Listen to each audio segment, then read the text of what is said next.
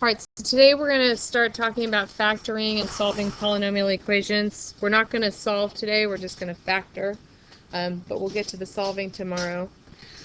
So when we're factoring something completely, that means we need to first see if there's a greatest common factor, look for our special patterns like the difference of squares or perfect square trinomials. And if none of those are present, then we just factor it with binomials like we've been doing before. And if we end up with two factors that are the same, you can just rewrite them as a power. So for example, if you have x plus 3 times x plus 3, that becomes x plus 3 squared. So if we look at this first example, we've got x cubed plus 2x squared minus 15x. So do I have a greatest common factor on that one? What do you guys think it is? X, right. So I'm going to factor out the x. And if I do that, I'm left with x squared plus 2x minus 15. Well, it's not the difference of squares, and it's not a perfect square trinomial, and it's not anything cubed either. So I'm going to go ahead and just factor with the parentheses. So that's a pretty easy one. What's it going to be? X plus 5 and x minus 3. You guys agree with that? Yeah. And that's it. You're done. Okay, let's take a look at another example. Now I've got 2y to the 5th minus 18y cubed. Do I have a greatest common factor here? I can take out a 2, right? And how many y's? Y cubed, yeah. So, and if it helps you, you can always write it underneath here just to help you figure it out, if that helps you. Otherwise, I'm okay with you guys doing it in your head. So, if we divide out the 2y cubed, we get y squared minus 9. Do you think I'm done now? No, what is that y squared minus 9? What do we call that when we have two perfect squares and we're taking the difference? Difference of squares. So if I have the difference of squares, what happens with my signs? I have different signs, yeah. So y plus 3 times y minus 3. Alright, and so that's what it would be fully factored. Alright, one more example, and then I'm going to have you guys do a couple on whiteboards. Alright, so let's take a look at this one. I've got 4z to the 4th minus 16z cubed plus 16z squared. Do I have a GCF here? 4z squared, yeah. And so if I divide out the 4z squared, I'm left with z squared minus 4z plus 4. So now I look at, okay, is this a special product? Well, it's not the difference of squares. It's a perfect square trinomial, yeah. But suppose you don't recognize that it's a perfect square trinomial. It's actually not really the end of the world, because you're going to find it out anyway. If you just do the parentheses, you're going to realize, oh wait, it's z minus 2 times z minus 2. So if you don't recognize it right away, that's okay. You just rewrite it with z minus 2 squared. Okay? Do you have to do it like that? Yes, I would like you to, I would just prefer you get how I'm going to do it that way. Yeah. Okay, so any questions so far? All right, here's one for you guys to do on your whiteboards.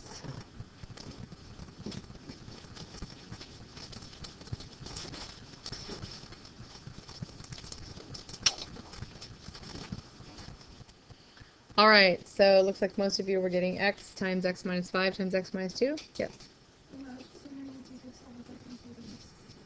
I'm sorry, what?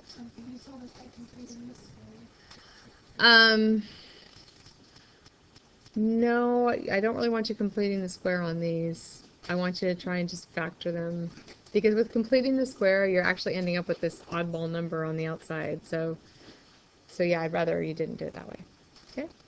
All right, let's try one more for your whiteboards here.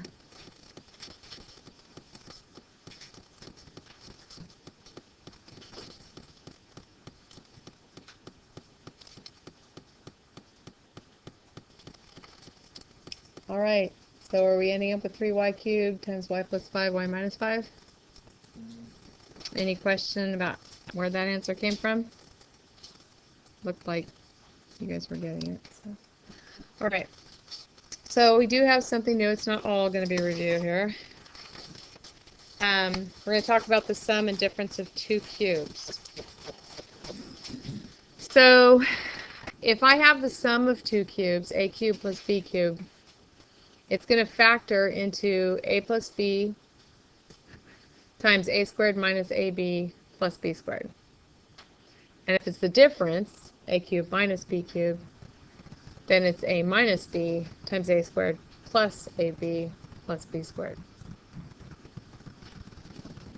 So we can use those patterns to factor when we have the sum or the difference of cubes.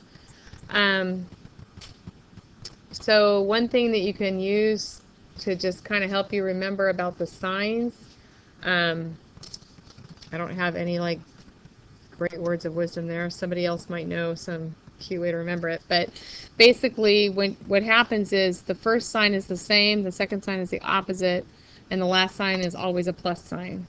So if you notice on this first one, I have a plus, so this is the same, the opposite, and then plus. And then the same thing happens when I subtract. It's the same, it's the opposite, and plus. So that'll help you remember the signs. And then it's just you're doing a and b in the first parentheses, and then it's a times itself, a times b, and b times itself in the second parentheses. So it's really just a matter of memorizing it and recognizing the pattern when you see it. So if we want to factor x cubed plus 64, I have to think to myself, okay, well, what is the cube root of x cubed? That's pretty easy, right? The cube root is just x. What about the cube root of 64? It's 4. Very good. So that means I'm going to be using x and 4 to do my expression.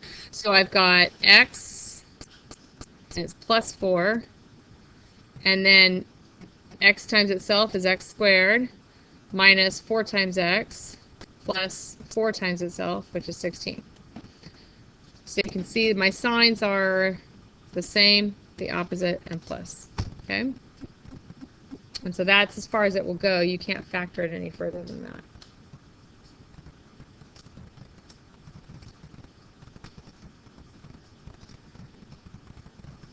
So let's see how you guys do with this one. 4 times 4 is 16. You just square the number. Mm-hmm.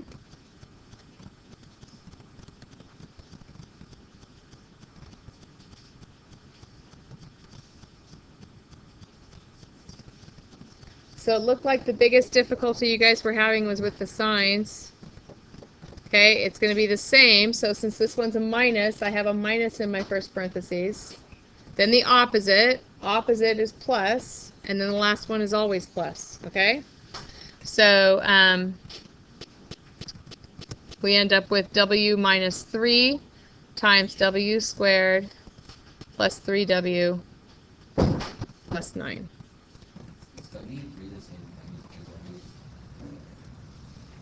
Is w cubed the same as 3w? W to the third power? No, you don't have to say 3w right there.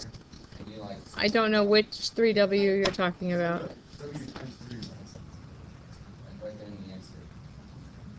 Right in there. Like, can you write W first using 3 right next to W? Oh, I see. You're saying, can you write this term as W3? I would prefer you didn't. That is not the standard form. That's going to confuse the heck out. Technically, because multiplication is commutative, it is the same thing. However, it is not standard form. Okay? All right. Okay, I have another example I'm going to do for you.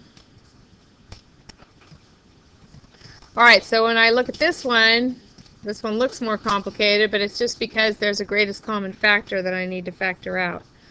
So what is my greatest common factor on that one? What do you think? 4. Let's see, does 4 go into 250?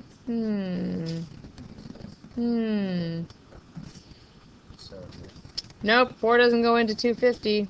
Not evenly. Well, if 4 doesn't go in, 8's certainly not going to go in. Let's try 2. Yes, it's 2. Okay, so we've got 2, and we can take out z squared. And we're left with 8z cubed minus 125. So I still need to have my 2z squared outside of there. I can't just make it go away. It doesn't just disappear. But now I've got the difference of 2 cubes. So my sign's going to be the same, the opposite, plus. So what do we suppose our a is for this one? Well, what times what times what is going to equal 8? 2, right? And then so 2z is my a. And what's the cube root of 125? 5. So those are my a and my b. Don't worry about the negative sign in front of there because we've taken care of it with our minus, plus, and plus down below. Okay, so just think of b as being the 5. So I've got 2z minus 5. And then I do 2z times 2z, which is 4z squared. 2z times 5, which is 10z. And then 5 times 5, which is 25. And that would be your answer. So it's really just a matter of memorizing the pattern and applying it.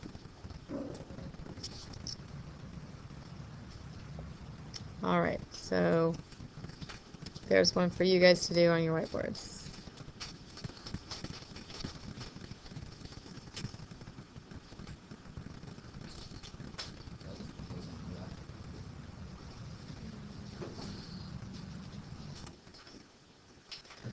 All right, so it looked like everybody found out that the greatest common factor was 2b squared. And then we have 8b cubed plus 343. And so we have to figure out the cube root of each of those. The cube root of 8b cubed is just 2b. And then what's the cube root of 343? 7, yeah. Okay, so then I figure out how it's going to be for my signs. It's going to be the same, the opposite, and plus. So I put in my a and my b there. Then a times a is 4b squared. A times b is 14b. And then 7 times 7 is 49. And that's your answer. Oh, wait, that's not my answer. What did I forget? I forgot to put my 2b cubed down, or 2b squared out in front. Sorry. Okay, now that's my answer. Okay? All right. One more thing to go over. We're not done yet.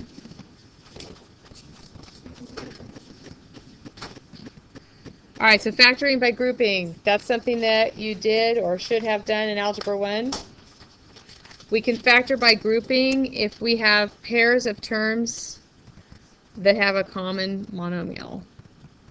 So we don't have a GCF for all of it, but we notice that we have pairs with a GCF.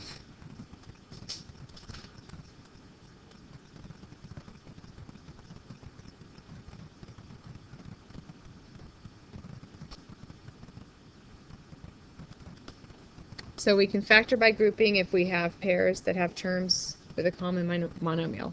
So for example, if I have the polynomial x cubed minus 3x squared minus 16x plus 48. What I'm going to do is I'm going to look at the first two terms, and then I'll look at the last two terms together. So if I just look at those first two terms, x cubed minus 3x squared, is there a greatest common factor there? It's x squared, right? And so if I take out the x squared, I'm left with x minus 3. Now for negative 16x plus 48, since the 16 is negative, I want to go ahead and take the negative out with it. What number goes into 16 and 48? 16 goes into them, right? So, because 16 times 3 is 48. So if I factor out the negative 16, I'm left with x minus 3 again. So when we factor by grouping, we need to end up with the same binomial. If you don't end up with the same binomial, showing up, then either it wasn't possible to factor it that way, or you may have made a mistake, didn't factor out a big enough GCF or something like that. All right, so at this point now what I can do is I can divide out that x minus 3. So if I divide both of these by x minus 3, they go away, and what's left? X squared minus 16. X squared minus 16. Do you think I'm done factoring yet? No, because that's the difference of squares. So x minus 3 times x plus 4 times x minus 4. And now I'm done. Okay? So questions on that? You guys kind of remember that from Algebra 1? Some of you? Yes, no, maybe? Okay. All right, so on your whiteboards, I've got one for you guys to do.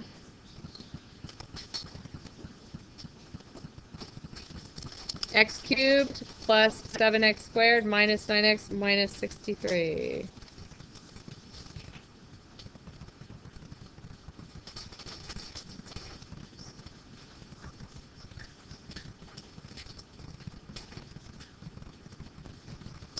All right, so it looked like you guys were all ending up with the same thing, x plus 7 times x plus 3 times x minus 3. So are there questions on any of it? Okay, that's it for today then. Just memorize those patterns. That's pretty much what you have to do, is memorize them. Okay, all right, thanks.